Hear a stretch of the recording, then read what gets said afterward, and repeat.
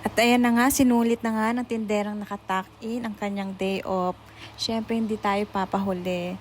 Pupunta tayo sa aming resort na maganda pa sa lahat ng pangit. Mag-swimming tayo kahit malapit nang dumating ang mga bagyo sa Pilipinas. Siyempre, di tayo papahuli dyan. Kailangan natin ng may mga for the Swimming Goals 2020 Egg Club. Diba, ang bilis, nakaligo na sila kaagad, kabababa pa lang namin. Anyways, ayan na nga yung aming lugar. Ayan yung swimming pool, meron ding mini pool, meron ding pool at pools. Yan, itutour ko na kayo agad-agad. Diyan yung ihawan, pwede din mag-shower dyan. At dito naman yung ibang room na mga duwende lang ang pwede.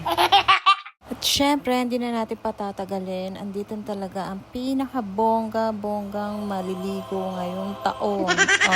Fuck, sino ka dyan?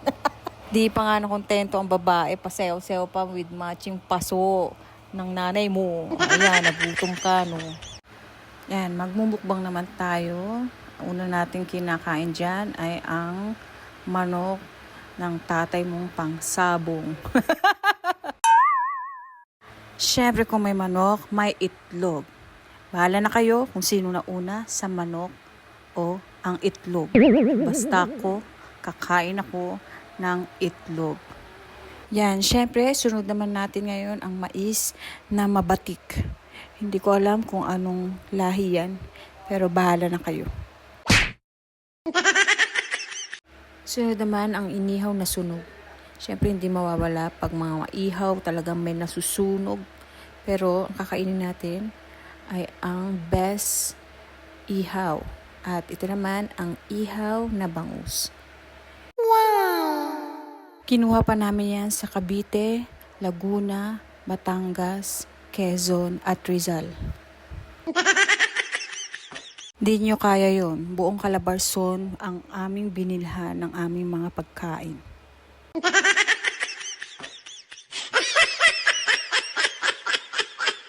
Nabubusog na nga ang babae dyan, kaya inuubos niya na lang ang mga tira-tira nilang pagkain.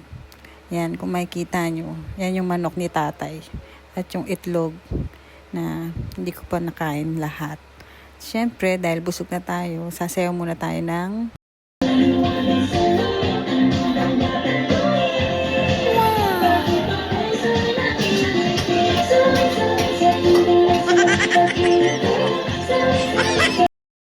finale. Nagmarimar tayo, pero wala si Seryo. Ayan, mali pa.